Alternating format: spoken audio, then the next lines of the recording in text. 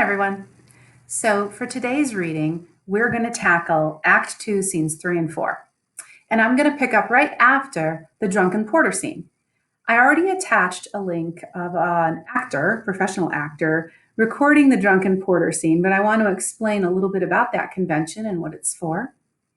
Immediately after a scene that is very dramatically intense, like Act 2, Scene 2 was, the playwrights often counter that with a scene that's lighthearted and just relieves the tension a little bit. And that is what this scene is. It's kind of a lighthearted look at a porter, and the porter's job is to open the door. Remember, there were these big, huge doors on the castle, often required a pulley system to even open them. And the porter is just hears of knocking at the gate, and he's struggling to get to it because he's been drinking a lot the night before, and he has a terrible hangover.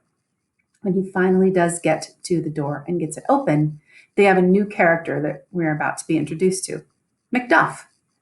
So I am going to pick it up on Act 2, Scene 3. I would say about line 43. After a little bit of jesting back and forth between Macduff and the porter, Macduff says, "Is thy master stirring?" He means Macbeth. Is Macbeth up yet? And at this point, Macbeth enters the scene. And Macduff says, "Oh, our knocking has awaked him. Here he comes." And the porter leaves. So we have here now on the stage Macbeth, who's pretending that he just woke up, Macduff, and Macduff has also been arriving with another thane named Lennox. And so Lennox says, "Good morrow, noble sir." And Macbeth returns the greeting, saying, "Good morrow, both." Macduff says, "Is the king stirring, worthy thane?" He means, is the king up yet? Is he still sleeping? And Macbeth says, "Not yet." Macduff says, "He did command me to call upon him, and I have almost slipped the hour." So apparently, Duncan made plans to have Macduff pick him up at the castle to escort him to his next destination. Macbeth says, "I'll bring you to him." Macduff says, "I know that this is a joyful trouble to you, but yet 'tis one. The labor we delight in physic's pain. This is the door." So Macbeth brings him right up to the door, but stops and seems reluctant to go in. Macduff says, "I'll make so bold to call, for 'tis my limited service." He says, I'll go in. I'm the one who's supposed to take him. And so he leaves and goes through this door. Meanwhile, Lennox and Macbeth have the following conversation. Lennox says, "Does the king hence today?" And Macbeth says, "He does. He did appoint so." Lennox tells him, "The night has been unruly. Where we lay, our chimneys were blown down. And, as they say, lamentings heard in the air, strange screams of death and prophesying with accents terrible, of dire combustion and confused events new hatched the woeful time. The obscure bird clamored the livelong night, and some say the earth was feverish and did shake." So there's been some crazy things going on.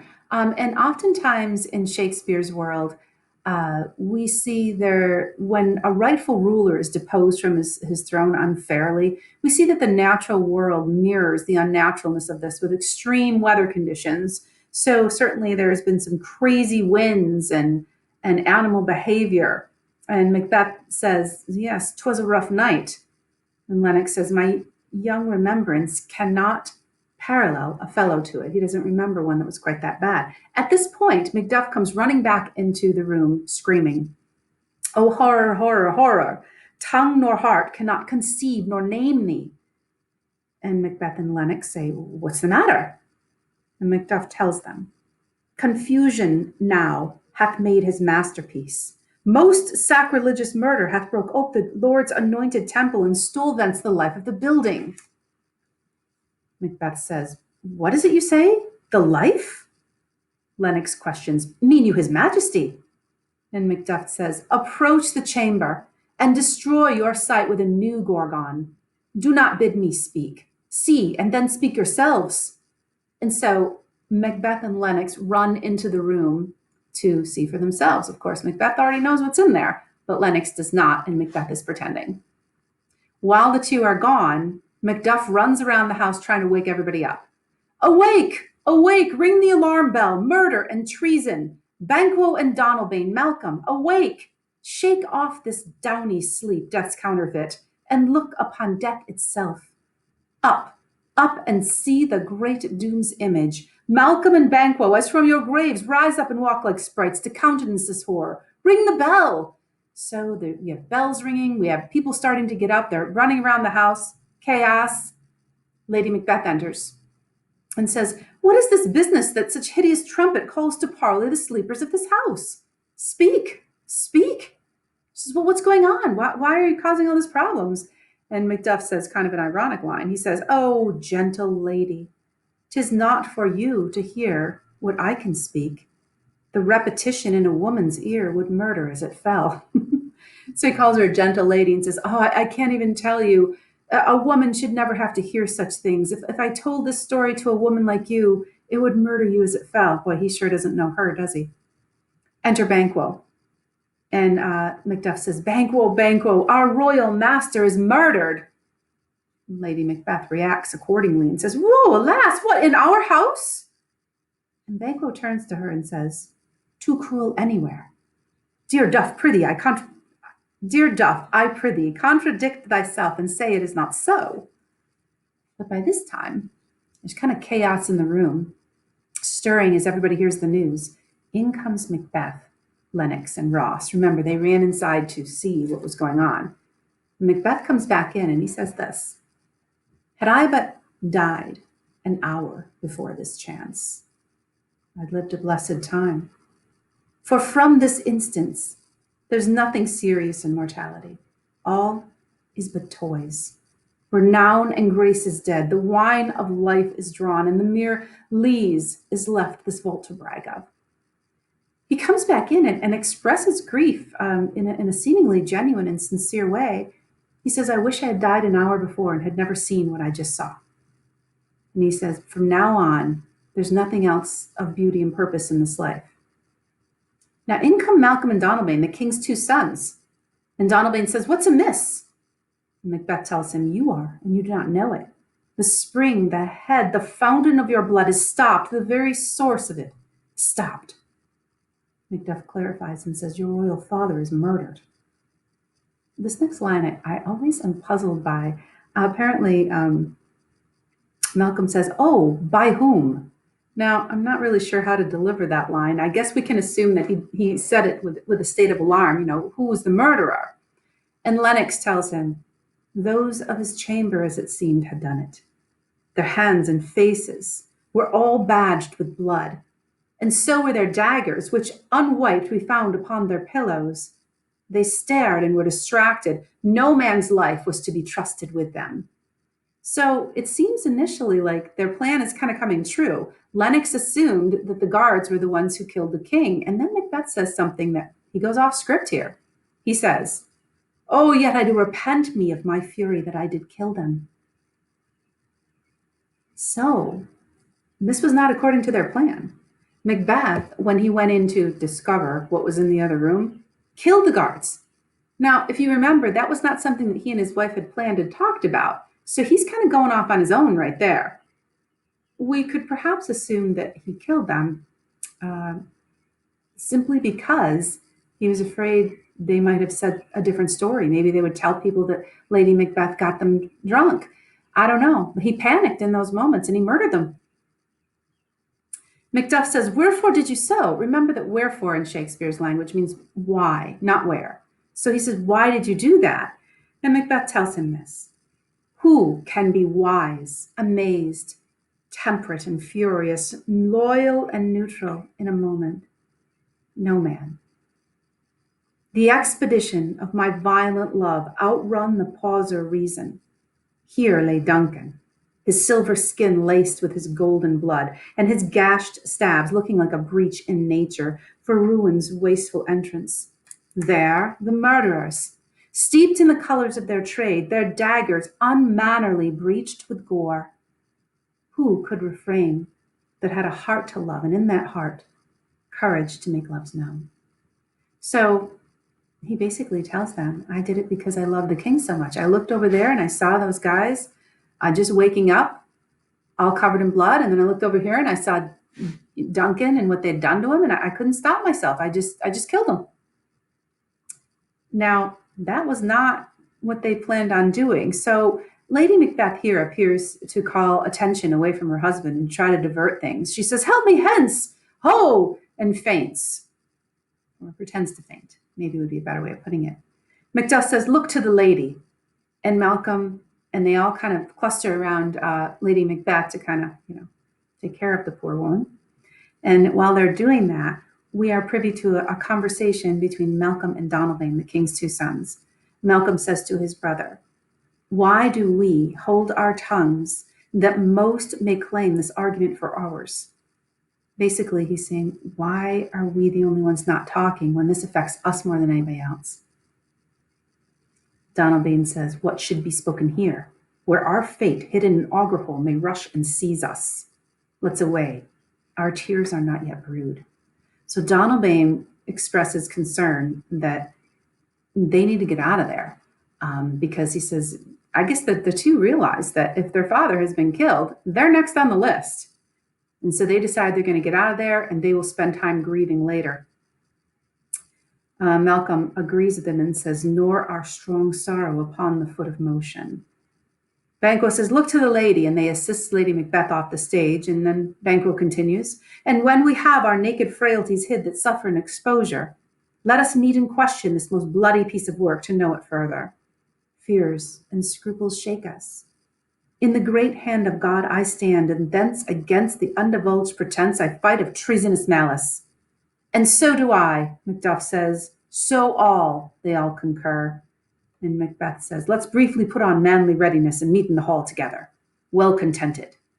And so they all agree they're going to go get dressed because remember, they've all just kind of been roused from their sleep. So they're all going to go get dressed and they're going to meet in the hall to discuss this bloody piece of work and what's going to happen now.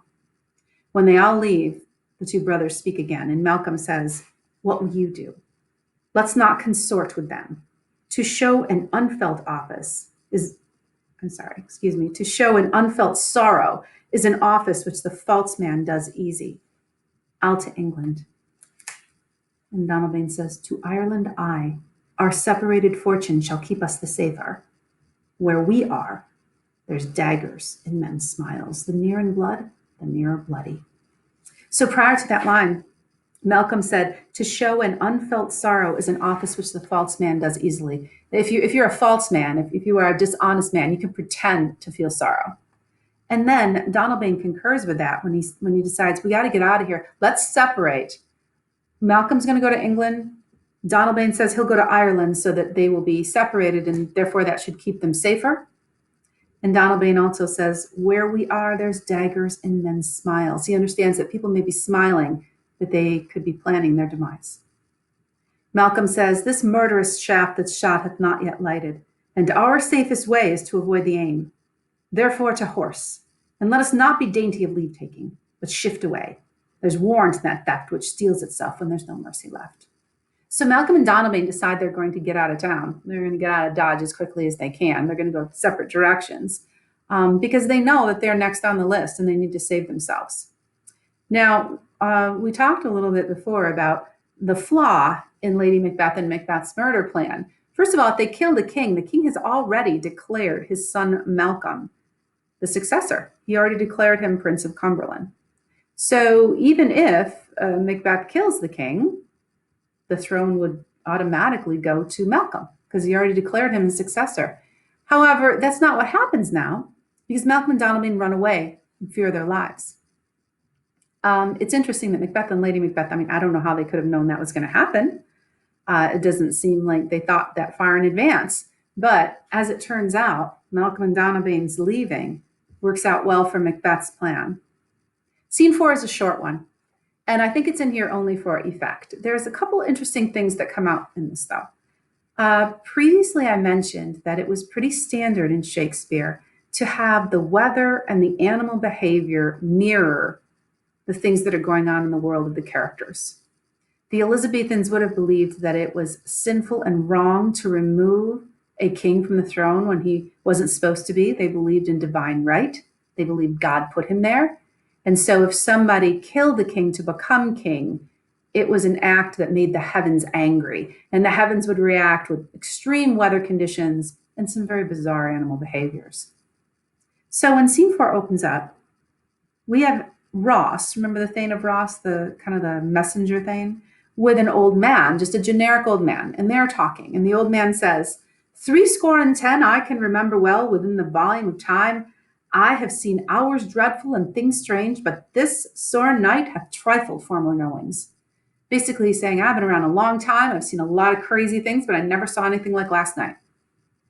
Ross says, good father, thou seest the heavens as troubled with man's act, threatens his bloody stage. By the clock 'tis day, and yet dark strangles the travelling lamp. Is it night's predominance or the day's shame that darkness does the face of earth and tomb when living light should kiss it? It appears as though the sun has not really come up. It should be daylight, but the sun hasn't come up that day. So that's unfortunate. So he says, is it what's going on here? And the old man says, 'tis unnatural, even like the deed that's done. On Tuesday last, a falcon, towering in her pride of place, was by a mousing owl hawked at and killed. So that's an odd thing that happened in terms of animal behavior. And in order to really understand what Shakespeare is doing here, you got to kind of think about the birds involved. Of the birds, the owl and the falcon would be the greater bird, the greater predator. When you think about what owls eat mice and rodents and things like that.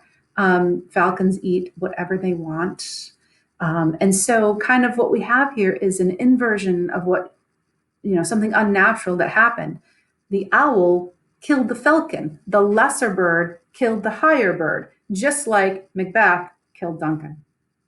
And then Ross contributes this little detail. And Duncan's horses, a thing most strange and certain, beauteous and swift, the minions of their race, turned wild in nature, broke their stalls, flung out, contending against obedience as they would make war with mankind. Duncan's horses, which are the most well-trained horses around, just broke out of their stalls and kind of went crazy. The old man says, 'tis said they eat each other. And Ross says, they did so to the amazement of mine eyes that looked upon it. So I'm not sure if this is just a random sample of something unnatural that is happening in the animal kingdom that shouldn't be going on. Maybe that there are some images of self-destruction also happening here because Macbeth has set himself on a path of self-destruction. But in the middle of their conversation, they see Macduff approaching. And Ross says, here comes the good Macduff. How goes the world now, sir? And Macduff says, what, see you not? And Ross asks him, is it known who did this more than bloody deed? Yes, do you know who killed the king? And Macduff says, those that Macbeth hath slain. So they do think that the king was killed by the two guards. But there's a little more going on here. Ross says, alas the day, what good could they pretend? Why would they do such a thing? What could be their motive? And Macduff says they were suborned. Suborned means they were contracted. They were paid to do it. Malcolm and Donalbain, the king's two sons, are stolen away and fled, which puts upon them suspicion of the deed. So here's a new little twist in the tale. Because Malcolm and Donalbain ran away, the story is they hired the two guards to kill their father, I guess assumedly so that they could take the throne. And then I guess we can assume they maybe panicked at the last minute and decided to run away. Ross says, against nature still, thriftless ambition that will raven up thine own life's means. Well, then 'tis most like the sovereignty will fall upon Macbeth. So Ross says that's an unnatural thing for a son to kill his father. And then they say, it's probably now Macbeth's going to be king. He was probably the next most powerful man in the kingdom, considering the fact that he had taken over both his own, he was the Thane of Glamis, and then he also received the lands and titles for the Thane of Cawdor. So he seems to be the next most powerful person in Scotland. And Macduff says, he is already named and gone to Scone to be invested. So he is already named, meaning he's already been declared that he's the next king. And he's gone to a place called Scone to be invested. Invested means he's going to be crowned. His formal coronation is going to take place at this place called Scone. Ross says, where is Duncan's body? And Macduff says, carried to Colmkill, the sacred storehouse of his predecessors and guardian of his bones. So they've taken Duncan's body to where they bury everybody in his family. And then there's something important that happens right here at the end. Ross says, "Will you to Scone?" And he's speaking to Macduff. And Macduff says, "No, cousin, I'll to Fife." Now, that may seem like a small little detail, but I want you to think about something. When you are a thane in a country, you are a major knight in a country, you don't just not go to the coronation of the new king.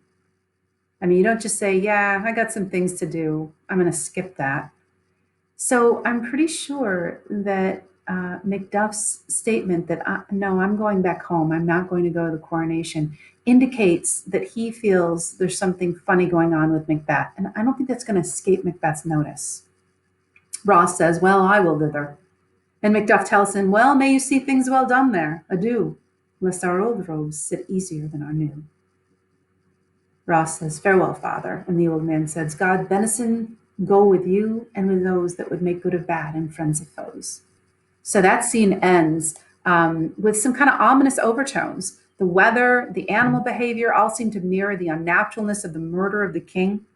And then we've also got that ominous note of Macduff saying he's not going to the coronation. He's going to take a pass on that one. And we'll see how well that's going to work out for him in Macbeth's little rule book of power. All right, thank you for listening. This will end up our reading of Act 2.